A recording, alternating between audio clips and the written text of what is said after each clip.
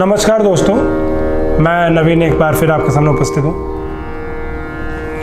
दोस्तों, राग भोपाली की विशेषताएं मैं आपको बताना चाहता हूँ। राग भोपाली में जैसे कि आपने देखा ही है मेरी म्यूज़िक क्लास में कि राग का वादी संवादी ठाट स्वर मैं आपको बता चुका हूँ सब चीज़। तो वैसी ही ये विशेषताएं ये राग भोपाली कल्याण ठाट का राग माना गया है। जाति ओड़व ओड़व है, बादी स्वर गाव, संवादी स्वर धा है। इसका गायन समय रात्रि का प्रथम पैर माना गया है। इस राग में मा और नी स्वर वर्जित है, यानी कि नहीं गाए जाते। ये अगर माना जाए तो दिल्ली घराने का राग है, प्राचीन टाइम का राग है, थोड़ा सा गंभीर प्रकृति का राग माना गया है। इसके अंदर बड़ा ख्याल, छोटा ख्याल, तराना और इत्यादि लाइट वैसन सूफी में अगर देखा जाए तो भजन, गजल, फिल्मी गीत, लोक संगीत गाया जाता है। इसके अंदर ठुमरी नहीं गाई जाती क्योंकि चंचल प्रकृति का राग है ही नहीं। ये 5 स्वरों का बहुत सरल राग और शुद्ध स्वरों का राग माना गया है। इस राग के अंदर है ना विशेषता है कि अगर मैं बात करता हूँ तो शहनाई बहुत अच्छी बजाएगी। इस राग के अंदर एक हवाइन गिटार बजता है, वो बहुत सुंदर बजाया जाता है। कई साज है जो इसके राग भोपाली में जो अच्छे माने जाते हैं। दोस्तों कुछ चरवाहे जो होते हैं ना, चरवाहे जो गैया चराते हैं, भेड़ चराते हैं, तो राग भोपाली का मैंने लोग सुना है फ्लूट में बजाते हैं। कुछ लोग एक तारे पे या संतूर पे भी प्ले करते हैं। बहुत सारी चीज़ें जो भोपाली से बहुत जुड़ी हुई चीज़ें हैं। हम भोपाली को कितनी जगह सुनते हैं। मैंने गढ़वाल में मैंने सुना राग भोपाली, तो वहाँ पे एक व्यक्ति था जो फ्लूट पे बजा रहा था राग भोपाली, बहुत सुंदर लग रहा था। मध्य लय की फ्लूट थी और गढ़वाल का एक छोटा सा ढोल टाइप का होता, वो स्टिक से प्ले कर रहा था और मुझे बहुत अच्छा लगा। मैंने उनसे पूछा, मैंने कि राग भोपाली है? तो उन्होंने बोला हाँ जी, ये राग भोपाली है और बहुत सुंदर सुनाई देता है।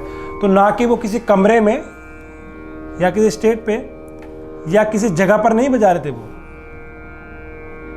वो एक पहाड़ का छोटा सा हिस्सा किसी कोने में बजा रहे थे और हम लोग वहां से निकल रहे थे तो पूछ बैठे हम लोग। तो वादियों में ये राग सुंदर सुनाई देता है और सुंदर हो जाता है।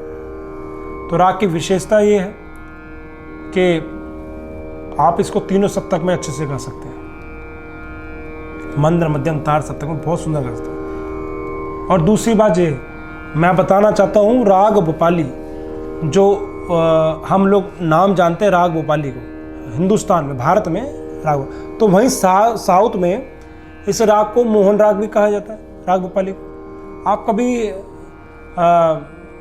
नर्वस मत हो जाइए, कभी कोई बोले कि साउथ का इंसान कि भैया ये मोहन राग है तो मोहन राग भी कहा जाता है और भोपाली राग तो बेसिक नाम है, बहुत प्रचलित नाम है राग भोपाली।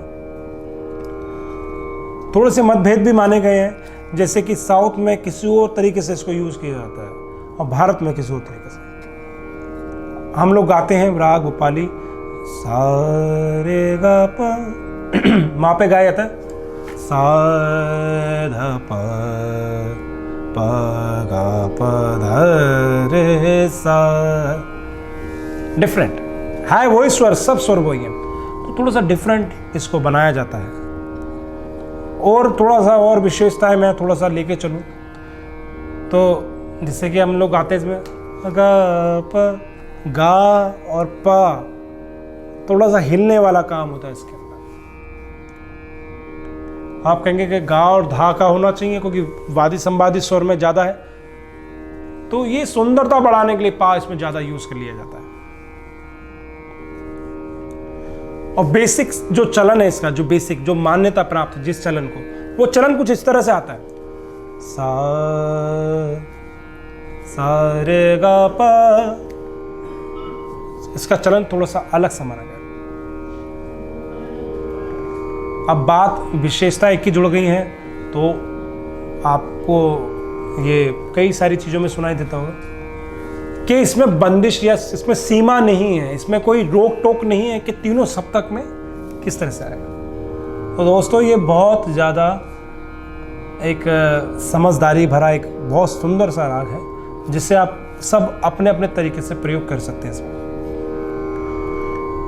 ये इतना स्वतंत्र राग है कि इसमें आप भजन, फिल्मी गीत वगैरह कुछ भी अपने तरीके से गा सकते हैं। अब जैसे कि मैं बेसिक इसका हिस्सा बताता हूँ। बेसिक हिस्सा कैसे आएगा? बेसिक राग भोपाली में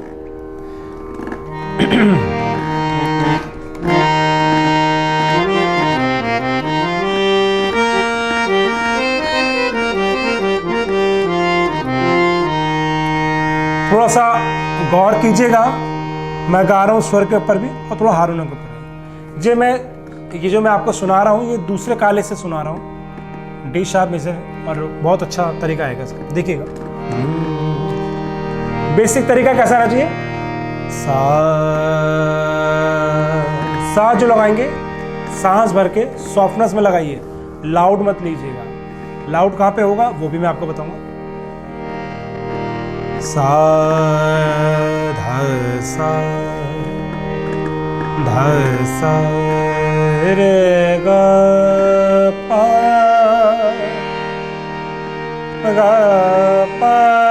धा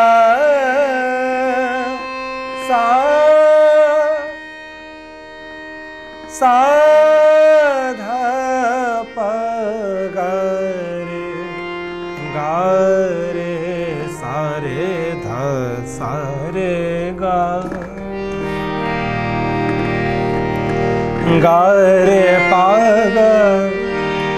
देखिए वही तरीका आ रहा है, गा रे से सीधा पा, धा भी आना चाहिए मगर पा सुंदर लगेगा, सुंदरता की तरफ। गा रे पा गा रे सा रे ध सा रे गा पा धा सा का जो साउंड है ना वो क्लियर आना चाहिए। अब यहाँ पे आपका जोर लगना चाहिए। सा का क्लियरिटी कैसा है? गा प धा सा का साउंड होना चाहिए। गा प धा सा रे सा गा प धा प ग रे सा रे ध रे सा। अब इसके अंदर मैं आपको एक सुनी वही एक चीज सुनाता हूँ। ये मैंने उत्तराखंड में मैंने फ्लूट पे सुनी थी, तो मैंने एक भजन में मैंने जोड़ दिया इसको और मुझे अच्छा लगा, मगर इसकी लय बहुत अच्छी थी। उत्तराखंड की बात कर रहा हूँ दोस्तों। उत्तराखंड में कैसे एक चरवाहे ने फ्लूट के ऊपर कितना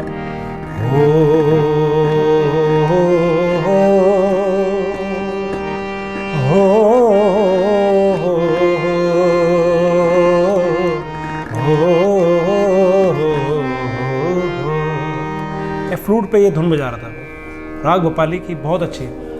राग भोपाली में बात जरा खास चल रही है तो मैं आपको बताना चाहता हूँ।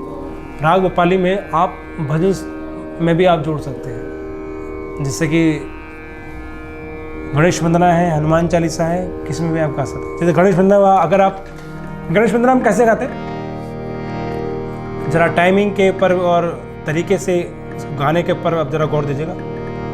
गणेश वंदना हम गाते कैसे हैं? इस तरह से गाते हैं, देखिए। जय गणेश जय गणेश जय गणेश देवा, माता जाके पार्वती पिता महादेवा। तो वहीं आप भोपाली राग में किस तरह से गा सकते हैं? जय गणेश जय गणेश देवा, माता जाके पार्वती पिता महादेव। भोपाली में आप इस तरह से गा सकते हैं। भोपाली में आप हनुमान चालीसा भी बना के गा सकते हैं। श्री गुरु चरण सरोज रज, निज वर मुकुर सुधार, वरहु रघुवर विमल जसु, जो ध्यायक फल चार। बुद्धिहीन तनु जानिके, सुमिरो पवन कुमार, बल बुद्धि विद्या देहु मोहे, हरहु कलेश विकार। तो आप इसके अंदर हनुमान चालीसा, गणेश वंदना आप बहुत अच्छे से गा सकते हैं। यहाँ तक कि गायत्री मंत्र भी बहुत अच्छे से गा सकते हैं भोपाली राग में। ओम भूर्भुवः स्वः तत्सवितुर्वरेण्यं भर्गो देवस्य धीमहि धियो यो न प्रचोदयात्। तो भोपाली राग के अंदर आप अपना भी इफेक्ट बना के कर सकते हो। बस ध्यान रखना है कि वादी संवादी में कैसे गा और धाज की संवादी, माँ और नी इस राग में नहीं लग रहा है। एक संपूर्ण टाइमिंग, एक संपूर्ण समय के हिसाब से आपने गाना है। तो विशेषताएं हैं इस राग की जो मैंने आपको बताई। ऐसी और भी बड़ी बड़ी विशेषताएं हैं जो आपको और आगे ले जाएगी। अभी फ़िलहाल इतना बताया क्योंकि ये थोड़ा सा आने वाले टाइम के लिए आपके लिए इतना बहुत रहेगा। अभी आगे जो टाइम बनेगा दोस्तों, बहुत हसीन और बहुत सुंदर टाइम बनेगा आपको, जो मैं और चीज़ें आपको बताऊँगा जिससे कि आप और आगे बढ़ पाएँ। ऐसी और भी रागों के लिए फैसिलिटी है, वो सुंदरता है जो रागों में और होती है, वो भी मैं आपको बताऊंगा जिससे आप उसको और आगे को लेके चलेंगे। सुंदरता ध्यान में रख के की जाती है, उसको और आगे बनाई जाती है। तो दोस्तों आज मैं आपको इतना ही बताना चाहूँगा और अपने इसी सब बातों के साथ आपको यहीं छोड़े जा रहा हूँ, इसी म्यूज़िक क्लास के साथ। और दोस्तों तहे दिल से आपको एक बार फिर मैं आपको नमस्कार करता हूँ।